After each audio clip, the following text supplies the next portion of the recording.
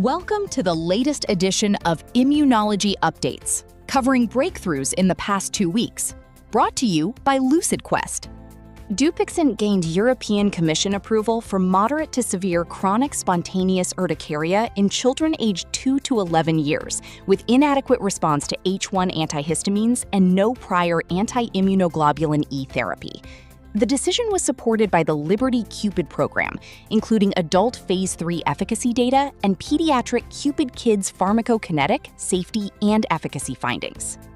Saphnelo was approved by Health Canada as a subcutaneous self-administration option for adults with active, autoantibody-positive systemic lupus erythematosus on standard therapy. The approval was based on interim Phase 3 TULIP-SC results, showing a statistically significant and clinically meaningful reduction in disease activity versus placebo. Leo Pharma acquired Korean marketing authorization for Spevigo from Boehringer Ingelheim, effective 16 March 2026. The transfer adds spesolimab for acute flares in adults with generalized pustular psoriasis to Leo Pharma Korea's dermatology portfolio and broadens its presence in psoriasis and rare dermatology. Boehringer Ingelheim stopped BI 3009947 after a Phase 1 study in healthy men, while Amgen discontinued AMG 378 after a Phase 1 study in healthy volunteers.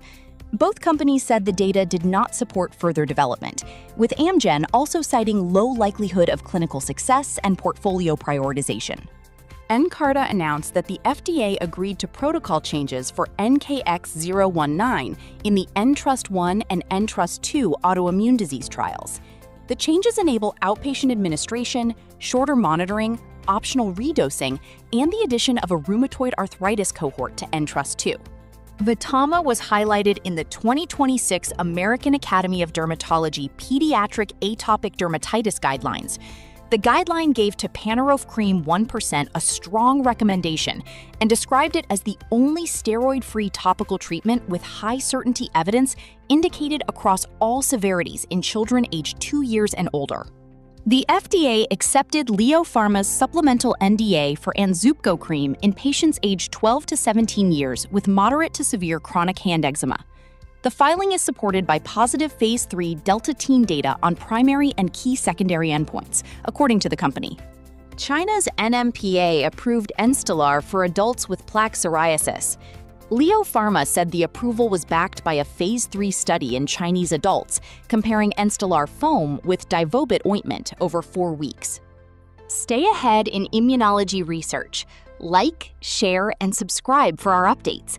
Visit lqventures.com or email us at info@lqventures.com for expert healthcare consultation.